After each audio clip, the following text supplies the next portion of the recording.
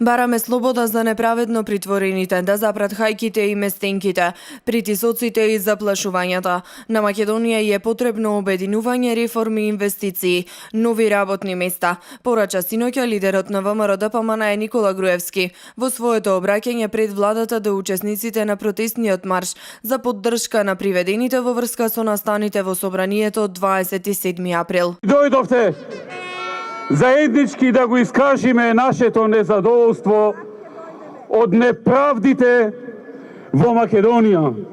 Неправдите од новата власт, која половина година диве и нанесува многу неправди на секаде и многу штета. Вечерва сме тука сите ние, кои не очекувавме, а можеби и дел од оние кои очекуваа многу повеќе.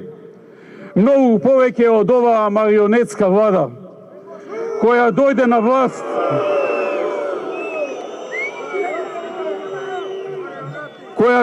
власт не вадејќи го зборот правда од уста. А еве 6 месеци сите ние, македонците, албанците, турците, ромите, бошњаците, србите, власите, сите граѓани на Македонија секојдневно се соочуваме или гледаме многу неправди. Груевски нагласи дека иако членовите симпатизерите на ВМРО ДПМН и на коалицијата за подобра Македонија се најмногу изложени на неправдите на оваа власт, како што рече не се поштедени ниту другите, а најмногу штета има Република Македонија. По завршувањето на протестниот марш седница одржа извршниот комитет на ВМРО ДПМН.